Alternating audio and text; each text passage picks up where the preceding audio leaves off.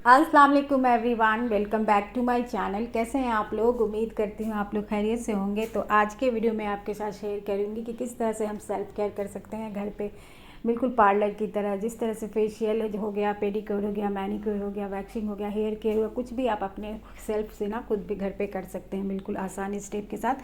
तो यहाँ सबसे पहले हमें है ना 2 महीने में कम से कम थोड़ा सा ट्रिमिंग बालों को करानी ही चाहिए। इससे जो है ना बहुत ही अच्छे से बाल का ग्रोथ भी होता है और बाल बिल्कुल एक जैसा बढ़ता है। तो बहुत ही ईजिली आप घर पे भी कर सकते हैं खुद का। तो बस 2 सेक्शन में हमें बाल को डिवाइड कर लेना है आगे की तरफ ला के, और जितना भी आपको ट्रिम करना है ना वो आप कर सकते हैं। फेयर के कट कैसे कर सकते हैं वो भी मैं आपके साथ शेयर करूंगी। और इसी के साथ जो है ना फेशियल भी आप घर पे बहुत ही ईजिली कर सकते हैं। तो देखिए यहाँ मैंने VLCC का D10 फेशियल किट लिया, क्योंकि गर्मियाँ में बहुत ज़्यादा टैनिंग हो जाती है ना, उसके लिए फेशियल बहुत अच्छा है। तो VLCC जैसे कि मेडिकेटेड होता है और ऑल स्किन टाइप के लिए होता है। तो यहाँ मैंने VLCC का ब्लीच भी लिया है। तो देखिए ब्लीच कर लेना चाहिए। बहुत सारा मिथ ये होता है कि ब्लीच करने से स्किन ख़राब होता है, तो ऐसा कुछ नहीं होता है, क्योंकि 2-3 महीने पे आप एक बार कर सकते हैं। हाँ, इसका टाइमिंग का ध्यान रखना बहुत इंपॉर्टेंट है। 10 मिनट से ज़्यादा हमें कभी भी ब्लीच को फेस पे नहीं रखना चाहिए। और ब्लीच करने से स्किन की टैनिंग तो हटती हुई है, एक टोन स्किन जो है ना लाइटन हो जाता है। और ये जो है ना फेशियल से पहले जब तक आप ब्लीच नहीं कराएंगे तो उस तरह का रिजल्ट नहीं आता है। तो ब्लीच जो है ना यहाँ मैं VLCC का ली हूँ, ये फ्रूट ब्लीच है, बहुत ही अच्छा होता है। तो बस अच्छे से मिक्स करके है ना 10 मिनट पहले हमें रख देना चाहिए, जब जो हम एक्टिवेटर और क्रीम मिलाते हैं। और एक्टिवेटर का खास ध्यान रखना होता है, क्योंकि बस बहुत छोटा सा 2 चुटकी ही हमें डालना होता है। और उसके बाद जो है ना इसको अच्छे से यहाँ मैं ना तो ब्लीच मैंने कर लिया था। और ये ना इसका स्क्रब है। स्क्रब जो है ना ये थोड़ा सा ओट्स के पाउडर का बना हुआ है, यानी कि थोड़ा खुरदुरा रहता है और ये पाउडर के फॉर्म में है। तो आप रोज़ वाटर में इसे थोड़ा सा इसका पेस्ट बना के और इसे फेस पे लगा के 2 से 3 मिनट अच्छे से आप इसे पूरे फेस पे मसाज करेंगे ना, तो ये स्क्रब हो गया। और इसका जो है ना 3rd स्टेप है जेल। तो इसका जेल ही बहुत ही अच्छा होता है। और किसी भी फेशियल किट में ना जेल मसाज जो है उससे का ही मेन इंपॉर्टेंट होता है। और देखिए जेल मसाज करने में वक्त ना आप इसमें बिल्कुल भी रोज़ वाटर या कुछ नहीं डालना होता है।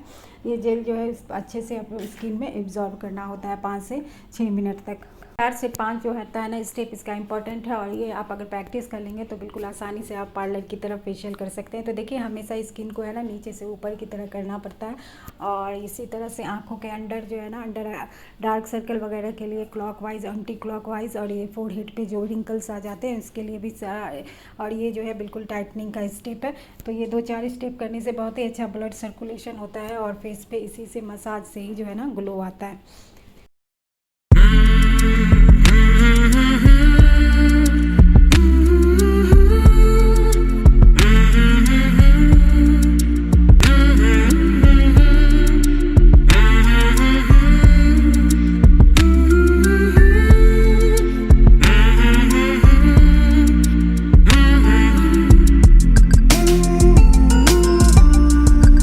और इसका जो नेक्स्ट स्टेप है वो है क्रीम मसाज। तो इसका बहुत ही अच्छा पिस्ता का है क्रीम, और बहुत ही अच्छा इसका स्मेल भी है। और इस तरह से हमें इससे 10 से 15 मिनट तक क्रीम मसाज भी करना होता है। और जब आपने क्रीम मसाज कर लिया तो इसके बाद है ना हमें फेस मास्क लगाना होता है, वो भी 10 मिनट के लिए। तो देखिए क्रीम मसाज है ना, ऑयली स्किन है तो आपको बहुत कम क्रीम मसाज करना होगा, लेकिन अगर आपका ड्राई स्किन है तो आपको अच्छे से क्रीम मसाज करना होगा। और देखिए ड्राई स्किन में है ना एब्जॉर्ब भी होने लगता है, और अगर ऑयली स्किन है तो थोड़ा सा ही आप क्रीम लगाएंगे, वो बाहर ही बाहर रहता है। तो इसके लिए जो है वो जेल मसाज होता है ऑयली स्किन के लिए। इसके साथ ना हम घर पे खुद से वैक्स भी कर सकते हैं हाथ का, दोनों हाथ का। तो बस थोड़ा सा इसके लिए प्रैक्टिस की ज़रूरत होती है, क्योंकि जो है ना हेयर किसी किसी के हाथों पे बहुत ज़्यादा रहता है तो अच्छा नहीं लगता है देखने में। तो यहाँ मैंने ना ये चॉकलेट वैक्स लिया, ये भी ऑयल स्किन टाइप के लिए होता है। और गर्मियों में थोड़ा दिक्कत होती है, तो नहीं तो कूलर या AC के सामने करने से बहुत जल्दी अच्छे से हो जाता है। और इसी के साथ है ना इसे वैक्स हीटर में या फिर आप इसे डबल बॉयलर में भी इसे मेल्ट कर सकते हैं, लेकिन ध्यान रखना बहुत ज़्यादा गर्म भी नहीं होना चाहिए और बहुत ज़्यादा ठंडा भी नहीं। ठंडा होगा तो होगा नहीं, और बहुत ज़्यादा गर्म होगा तो स्किन भी जल जाएगा। तो बस अच्छे से हमें पाउडर लगा लेना है, और बस जिस डायरेक्शन में हमारा हेयर होता है ना ग्रोथ, उसी डायरेक्शन में हमें करना है। और अच्छे से वैक्स पट्टी को इस पर अच्छे से प्रेस करके चिपका लेना, और बस उल्टे अपोजिट डायरेक्शन में हमें इसे खींच देना है। तो बस छोटे छोटे सेक्शन लेके करना होता है, बहुत ज़्यादा हमें कोई भी वैक्स वगैरह नहीं लगाना, बिल्कुल पतला सा लेयर लगाना होता है। और एक ही पट्टी में ना आपका पूरा हैंड हो जाएगा। तो बस थोड़ा सा जो है ना राइट हैंड में दिक्कत होता है, लेकिन उसमें भी हो जाता है खुद से करने से। और उंगली वगैरह का भी कर लेना चाहिए, क्योंकि उंगली के भी है ना जॉइंट में बाल रहता है छोटा छोटा। और इस तरह से पूरे हाथ में हमें कर लेना है।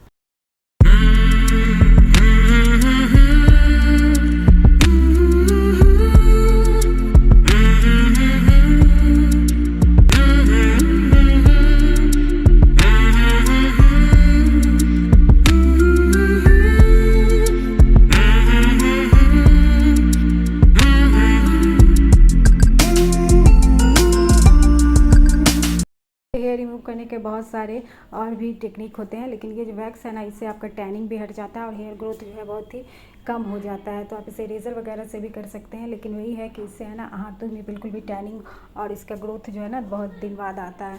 तो बस यहाँ देखिए थोड़ा सा राइट हैंड में दिक्कत होता है खुद से करने में, लेकिन हो जाता है। और यहाँ देखिए हमारा वैक्स भी डन हो गया है। ये जो कोहनी है उस पर का बिल्कुल भी नहीं भूलना चाहिए, क्योंकि यहाँ पे स्किन थोड़ा डार्क रहता है ना, और इसका जितना भी डेड स्किन रहता है वो सब इससे वैक्स से निकल जाता है। जो मैं कर रही हूँ वो है पेडिक्योर, और ये बहुत ज़्यादा इंपॉर्टेंट होता है, क्योंकि आजकल है ना ज़्यादातर लोगों की एरिया फटी ही रहती है, क्योंकि एसी वगैरह में रहते हैं तो उससे स्किन ड्राई हो जाता है। तो यहाँ किसी भी आप बॉल वगैरह बड़ा जो टब वगैरह होता है उसमें भी कर सकते हैं, या फिर बाल्टी वगैरह में भी रख सकते हैं, लेकिन पानी जो है ना गुनगुना होना चाहिए। उसमें मैंने शैम्पू ऐड किया है और ब्लीच का जो एक्टिवेटर बच जाता है वो ऐड किया है। तो बस इस बात का ध्यान रखना है कि पानी थोड़ा सा ना गर्म रहना चाहिए, और इसमें हमें ना कम से कम 15 मिनट डुबो के बैठना है, जिससे कि जितने भी हमारे डेड सेल्स वगैरह डेड स्किन है ना वो सब जो है ना अच्छे से फूल जाते हैं, और इसके बाद हम इसे जब साफ़ करेंगे तो वो अच्छे से निकल जाते हैं। तो ये सब हमारे पास होता है, ये जो स्टोन होता है या फिर इस तरह का ब्रश वगैरह। तो इसी देखिए ये हमारे ये पंजा का इस तरह से डेड स्किन निकालने वाला होता है, और वो स्टोन जो है वो एरी के लिए रहता है। सारे डेड अच्छे से बेसिकली हमें इसे साफ़ करना होता है। ये ऊपर के लिए सॉफ्ट स्किन थोड़ा होता है, तो इसके लिए सॉफ्ट सा ब्रश होता है, जिससे नेल वगैरह सारे आपको अच्छे से क्लीन कर लेना। और इसका भी ना पेडिक्योर का बहुत इंस्टेंट फ़ायदा दिखता है, क्योंकि हम 10 मिनट अगर इसे गर्म पानी में रखते हैं ना तो बहुत रिलैक्सेशन मिलता है, और जितना भी आपका पैर में थकावट वगैरह रहता है ना सब निकल जाता है। तो इसे अच्छे से साफ़ करने के बाद ना ये नेल का पुशर है, इससे भी डेड स्किन नेल के साइड जो रहता है वो निकलता है, और थोड़ा नेल जो है बड़ा लगने लगता है इस तरह से पुशर से। और नहीं हो तो फिर आप नेल कटर में भी ये सारी चीज़ें रहती है, उसका भी यूज़ आप कर सकते हैं। उसके बाद हमें अच्छे से पोंछ के निकाल लेना रहता है। उसके बाद हमें स्क्रब कर लेना है, स्क्रब ज़रूर करना है। और उसके बाद किसी भी मॉइस्चराइज़र से, वैसलीन से, या फिर किसी भी ऑयल से हमें इसे अच्छे से मसाज कर लेना है। से दोनों पैर पे 5-5 मिनट तक हमें मसाज कर लेना है। उसके बाद यहाँ पे हमारा पेडिक्योर डन होता है।